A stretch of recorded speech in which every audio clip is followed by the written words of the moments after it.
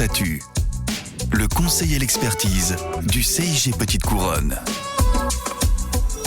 Bonjour et bienvenue à tous dans Minute Statut, le hors-série. Aujourd'hui, nous allons nous intéresser à la médiation préalable obligatoire ou MPO. Alors, qu'est-ce que la médiation préalable obligatoire ? Comment se déroule concrètement une MPO ? Quel est le rôle du médiateur ? Et enfin, quels sont les enjeux et les conditions de réussite de la MPO ? Ces questions, nous allons les aborder avec nos trois invités du jour. Ève Coblence. Bonjour. Cécile Hakim-François. Bonjour. Et Christine Solaire. Bonjour. Minute Statut, le hors-série, c'est parti. Nous commençons avec vous, Christine Solaire, qui êtes médiatrice chargée de la mission de médiation préalable obligatoire au sein du CIG Petite Couronne. En quelques mots, c'est quoi la médiation préalable obligatoire ? Il me semble important de rappeler tout d'abord ce qu'est la médiation. La médiation, c'est un processus structuré de résolution amiable des différends qui est conduit par un tiers qualifié, le médiateur. C'est donc l'intervention d'un tiers qui va aider les parties en litige à renouer le dialogue, explorer en toute confidentialité les causes de leurs divergences. Elle offre ainsi l'opportunité aux agents et à leur employeur de réexaminer dans un cadre confidentiel la situation, d'apaiser les tensions et de coopérer à la recherche d'une solution adaptée. Elle permet de ne pas rompre les liens, de lever les incompréhensions et d'expliquer la position de chacun. La médiation préalable obligatoire, elle vient s'ajouter aux deux autres types de médiation qui sont déjà prévus par le Code de justice administrative. La médiation à l'initiative des parties, qui intervient en dehors de toute procédure juridictionnelle, et la médiation à l'initiative du juge, qui peut être proposée aux deux parties par le tribunal administratif après le dépôt d'une requête au contentieux. La MPO, elle a été pérennisée par la loi du 22 décembre 2021 pour la confiance dans l'institution judiciaire, dans les compétences des centres de gestion. Il s'agit d'une mission à laquelle les collectivités et établissements publics peuvent librement adhérer en délibérant et signant une convention avec leur centre de gestion. Pour les fonctionnaires et agents contractuels de droit public des collectivités adhérentes à la MPO, la saisine du médiateur est un préalable obligatoire au recours contentieux en cas de litige portant sur une décision listée par décret. Ainsi, les requêtes qui sont présentées directement devant le tribunal administratif sans avoir fait l'objet d'une médiation préalable sont déclarées irrecevables et transmises au médiateur. Et quelles sont justement les décisions qui relèvent du champ de la MPO ? Le décret du 25 mars 2022 liste au total 7 domaines de décision individuelle défavorable concernés. La rémunération, les refus de détachement ou de placement en disponibilité ou de congés non rémunérés prévus pour les agents contractuels, la réintégration à l'issue d'un détachement, d'un placement en disponibilité ou d'un congé parental, ou le réemploi d'un agent contractuel à l'issue d'un congé non rémunéré, le classement de l'agent à l'issue d'un avancement de grade ou d'un changement de cadre d'emploi obtenu par promotion interne, la formation professionnelle tout au long de la vie, les mesures appropriées prises par les employeurs publics à l'égard des travailleurs handicapés et enfin, l'aménagement des conditions de travail des fonctionnaires reconnus inaptes à l'exercice de leurs fonctions. Merci pour ces explications, Christine Solaire. Pour ceux qui nous écoutent, vous aurez compris que la MPO a été pérennisée après une période d'expérimentation. Elle est désormais une mission qui est obligatoire pour les centres de gestion à laquelle les collectivités peuvent librement adhérer par convention. Ève Coblence, je m'adresse maintenant à vous, qui êtes référente médiation du tribunal administratif de Cergy-Pontoise. Pourriez-vous nous éclairer sur les raisons de la pérennisation du dispositif de MPO ? Cette pérennisation fait suite à une expérimentation qui a tenu ses promesses. Depuis 2016, la justice administrative développe en effet la médiation comme mode alternatif de résolution des litiges. Et la MPO en fait partie, pour inciter les administrations et les justiciables à utiliser la médiation. Après une expérimentation qui a duré 3 ans, la médiation préalable à la saisine du juge a donc été rendue obligatoire dans certains litiges. Dans un rapport du 23 juin 2021, le Conseil d'État a dressé un bilan de l'expérimentation de cette médiation préalable obligatoire et revient sur ses perspectives d'évolution. Cette expérimentation concernait la fonction publique territoriale, une partie de la fonction publique de l'État et le contentieux social, notamment autour des litiges avec Pôle emploi. Le bilan est globalement positif et encourageant.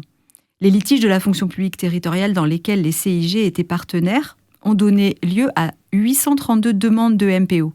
Sur ces 832 demandes, 414 médiations ont été engagées et sur celles qui étaient terminées au moment du bilan, le taux d'accord était de 52%. Il nous reste encore à approfondir ces résultats avec la pérennisation de la MPO. Mais il faut pour cela, s'agissant des CIG, que les collectivités adhèrent à la Convention. Soyons honnêtes, l'enjeu pour l'instant n'est pas forcément de dégonfler les flux contentieux, mais réside plutôt dans un accès au droit plus satisfaisant. Il s'agit bien d'offrir à tout public, et notamment à un public parfois précaire, pour lequel l'accès au juge peut être difficile, la possibilité d'une médiation gratuite, dévolue à un tiers neutre, impartial et indépendant. En d'autres termes, il s'agit vraiment d'ouvrir un espace de dialogue propice à l'accès au droit, qu'il s'agisse de l'accès à l'information sur le droit ou les situations, ou bien de l'accès au juge, si vraiment cette solution s'impose. Eh bien, tout cela est très clair. Une autre question pour vous. À quel moment intervient le tribunal administratif, et donc le référent médiation, dans la procédure de médiation préalable obligatoire ? En pratique, le tribunal administratif a seulement un rôle de vérification que les requêtes qui lui sont adressées ont bien donné lieu à une médiation préalable, si le litige entre dans le champ que nous avons évoqué il y a quelques instants. Concrètement, cela veut dire que nous devons, à l'entrée des requêtes, vérifier si le litige entre dans le champ de la MPO, vérifier si la collectivité qui a pris la décision est adhérente à une convention MPO proposée par un CIG et si la médiation préalable a bien eu lieu. Si ce n'est pas le cas, nous devons renvoyer la requête à ce CIG. Une ordonnance est prise et cette ordonnance constate également qu'en l'état, sans que la médiation préalable ait eu lieu, la requête est irrecevable. Cela signifie que nous devons donc être attentifs et être informés des collectivités qui sont adhérentes à la convention MPO. C'est pourquoi nous sommes en contact constant avec les CIG de la Grande Couronne et de la Petite Couronne. Pour nous, c'est surtout donc une question de détection des requêtes qui auraient dû passer par l'étape MPO. Si nous recevons une requête qui a effectivement fait l'objet d'une médiation préalable et que donc, en toute logique, elle n'a pas abouti à un accord, alors nous l'enregistrons et la requête va suivre son cours normal. Depuis le début de nos échanges, nous évoquons la saisine du médiateur. On le comprend, le médiateur joue un rôle essentiel dans la procédure de MPO. Je me tourne donc maintenant vers Cécile Hakim-François, médiatrice au sein du CIG de la Grande Couronne. Pourriez-vous nous en dire plus sur vos missions et sur le déroulé de la médiation ? Dans la dénomination de MPO, le terme obligatoire peut parfois prêter à confusion et donner le sentiment d'être soumis à une forme de contrainte. Il n'en est rien. Et lorsque nous sommes saisis, notre première mission est de redire à la collectivité comme à l'agent qu'il s'agit simplement de s'interroger sur la possibilité de progresser par un dialogue dans la résolution du conflit ou du différend qui a conduit à envisager la saisine du médiateur ou du tribunal. Cela ne préjuge en rien du résultat auquel aboutiront l'agent et son employeur. Mais une acceptation de la médiation dit déjà une volonté commune de mettre en route et de ne pas exclure de modifier ses positions initiales. Le médiateur ne juge ni l'agent ni son employeur. Il ne propose rien, ne prend pas parti. S'agissant, comme le dit souvent, d'un processus de communication éthique, il est garant d'un cadre de dialogue serein et rassurant dans lequel chacun se respecte, dispose d'une égale dignité de parole, sans lien hiérarchique.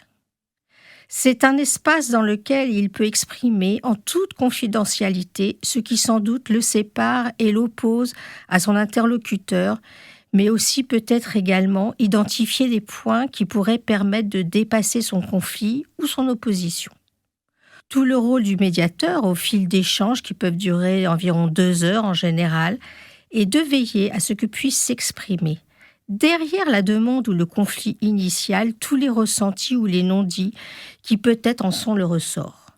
C'est à cette condition d'un accord sur les désaccords que pourra peut-être se construire une solution commune entre l'agent et son employeur. Je partage tout à fait ces propos. Le médiateur, il encourage l'échange d'informations entre les participants, il les rend disponibles à l'écoute de l'autre, il veille à identifier les écarts de perception, les écarts de représentation de la réalité. Il relève tout ce qui a pu faire conflit, les raisons de ce ou ces problèmes, les enjeux en cause pour chacune des parties. Chacun est ainsi amené à considérer les points importants pour l'un et l'autre. Les motivations profondes et les besoins véritables de chaque partie peuvent alors être pris en compte dans la recherche d'une solution. Maintenant que nous en savons plus sur la procédure de MPO, pourriez-vous nous éclairer sur les issues possibles de la MPO, Christine Solaire ?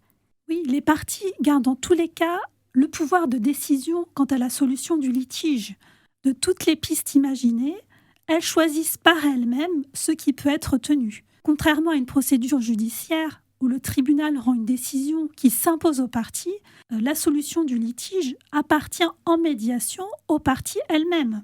L'accord intervenu peut être informel, chacun faisant confiance à l'autre. Toutefois, seul l'écrit va permettre de fixer de manière très claire et précise le contenu de l'accord. Il est exigé en matière de transaction. Même si la médiation est bien d'essence non juridique, elle est ainsi appelée à se conclure par un écrit co-signé par les parties qui sert à prouver l'existence et le contenu de l'accord intervenu. Celui-ci doit bien évidemment respecter les dispositions d'ordre public. Et vous, Cécile Hakim-François, qu'en pensez-vous ? La médiation n'est en aucun cas une procédure qui est balisée par des étapes successives. C'est un processus dynamique et fragile en ce qu'il est construit autour de la liberté et de la responsabilité. Mais c'est d'abord là sa puissance et sa force. C'est la liberté de s'engager dans un dialogue comme d'en sortir, sans avoir à se justifier. Mais c'est aussi de la responsabilité, car il engage comme médié à prendre le risque d'échanges qui peuvent révéler une complexité ou des ressorts que l'on n'avait pas envisagés. C'est donc un processus dynamique dans lequel une éventuelle solution n'est pas écrite par avance et procède nécessairement d'une forme de création commune. Comme l'a dit Christine Solaire, cette création n'est pas sans limite. Elle s'effectue à l'ombre du droit, elle peut dépasser une solution strictement juridictionnelle, mais conforme à l'ordre public et dans lequel il peut y avoir deux gagnants.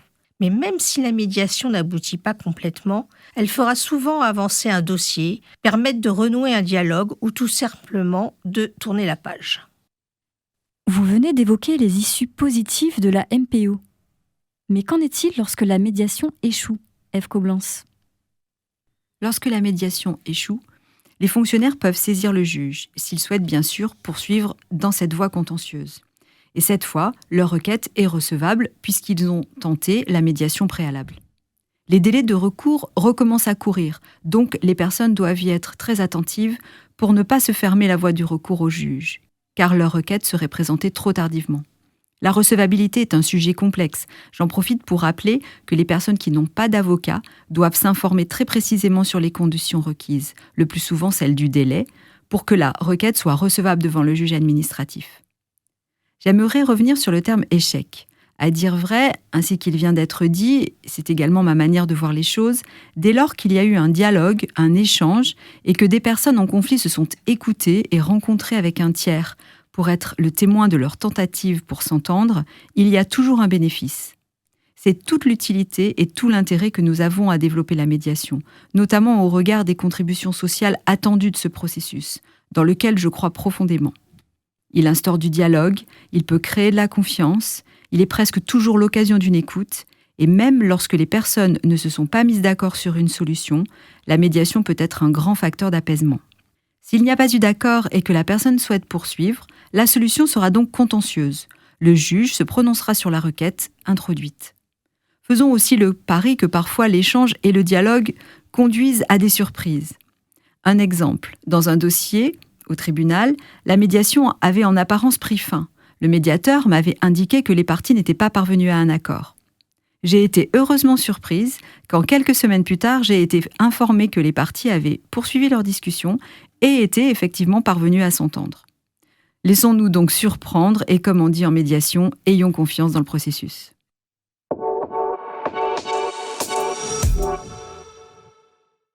Avec chacune votre expertise dans ce domaine, à votre avis, quels sont les principaux freins et conditions de réussite de la MPO ? Cécile Hakim-François ? Comme l'a dit Ève Coblence, se laisser surprendre et avoir confiance dans le dialogue sont les ressorts profonds de la médiation. Mais le dispositif de la MPO présente un petit handicap dans la mesure où il intervient à un moment de forte cristallisation du conflit ou des oppositions, puisque l'on est au seuil de la saisine du juge, et à ce moment, l'établissement ou le rétablissement d'un dialogue peut parfois être plus difficile. Ce dispositif ne doit pas être séparé des autres médiations.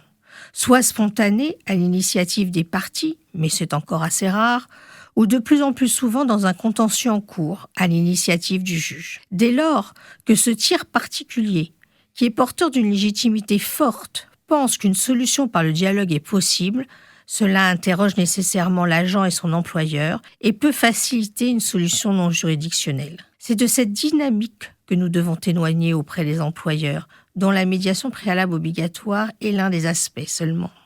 Et pour vous, Christine Solaire ? Pour ma part, il me semble qu'il peut être utile de mettre en place la médiation le plus en amont possible du conflit, afin d'éviter justement que les positions ne se cristallisent au contentieux par des échanges de mémoire. Pour en revenir à la question des principaux freins et des conditions de réussite, je pense que certaines collectivités hésitent encore malheureusement à adhérer au dispositif de MPO. Les principaux motifs évoqués sont le risque d'un appel d'air, c'est-à-dire la crainte que la MPO n'engendre plus de demandes qu'il n'y a à ce jour de contentieux, ou qu'elle ne soit instrumentalisée ou détournée de son objectif, ou encore qu'elle ne conduise à rien de plus avec certains agents, voire qu'elle constitue une charge financière trop lourde.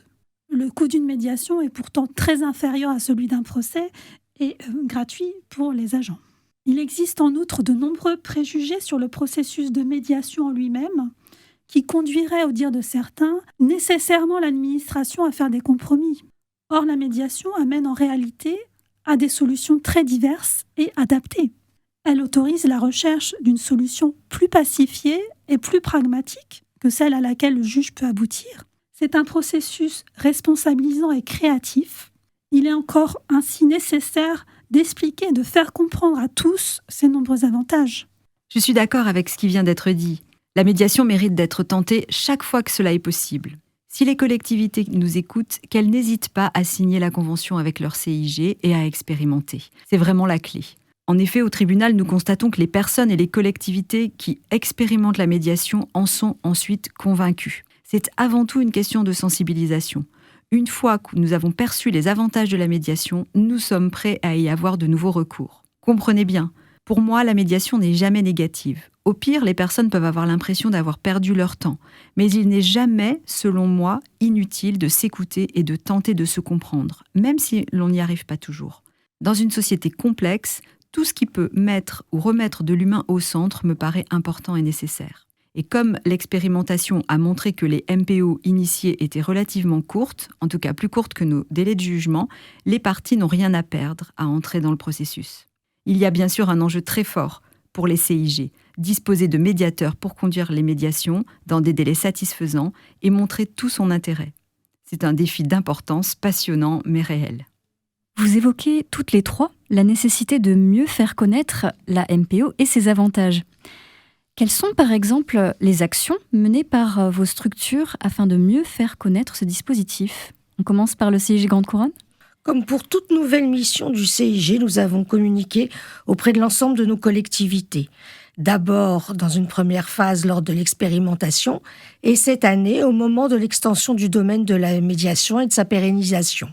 Grâce à tous les outils dont nous disposons, nous avons créé des plaquettes et fait des informations auprès des collectivités, mis en place des rubriques spéciales sur le site internet du CIG. On est intervenu lors de chaque réunion avec les collectivités pour expliquer ce qu'était la médiation et le rôle du médiateur. On a écrit des articles de présentation de notre revue et on organisera bientôt une réunion spéciale en visio qui présentera nos différents types de médiation. Et au niveau du CIG Petite Couronne ? Le CIG Petite Couronne a également lancé une importante campagne de communication afin de susciter le plus grand nombre d'adhésions. Des plaquettes d'information accompagnées des conventions, des modèles de délibération ont été envoyés à toutes les collectivités et établissements de la Petite Couronne. Des articles ont également été publiés dans nos IAJ, dans notre journal Collectivité. Une rubrique spécifique a été créée sur le site internet avec des fiches pratiques, des formulaires de saisine, le tableau des décisions concernées, la charte de déontologie des médiateurs. Enfin, une vidéo de présentation a été également mise en ligne récemment sur notre site internet. Et pour conclure notre émission, qu'en est-il du tribunal administratif de Cergy-Pontoise ? En dehors de nos échanges et de nos relations avec les 2 CIG du ressort du tribunal, pour la MPO, nous n'avons pas de rôle spécifique à jouer puisque nous devons seulement constater si la requête a bien suivi cette voie avant de nous être adressée. Mais il me semble qu'il fait partie de notre rôle, c'est la raison de ma présence aujourd'hui, d'en parler, de la faire connaître, d'en assurer une forme de promotion. Ainsi, chaque fois que nous en avons l'occasion, en ce qui me concerne et en ce qui concerne également le président du tribunal administratif qui est en contact avec de nombreuses administrations, nous répétons aux collectivités et bien sûr aux avocats, qui sont d'ailleurs souvent les premiers partisans de la médiation, l'importance de celle-ci et l'importance de tenter une résolution amiable. En résumé, nous avons un rôle important à jouer pour montrer que nous croyons à cet autre mode de résolution des litiges, nous qui sommes habitués à juger. Car dans de nombreux cas, notamment lorsque le différend ne porte pas du tout sur une question de droit ou d'interprétation du droit, la médiation peut être plus satisfaisante qu'un jugement. C'est bien sûr le cas, notamment lorsque, comme dans les litiges de la fonction publique, la relation se poursuit entre les agents et leur employeur. Eh bien, Ève Coblence, Cécile Hakim-François et Christine Solaire, un grand merci à vous d'avoir participé à cet échange très instructif sur la médiation préalable obligatoire. On espère qu'après cette écoute, la MPO n'est désormais plus un secret pour vous.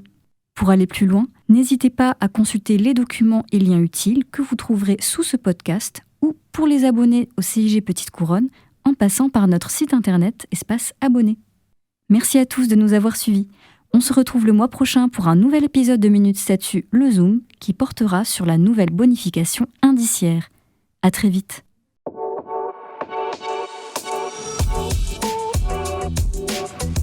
Minute Statut, le conseil et l'expertise du CIG Petite Couronne.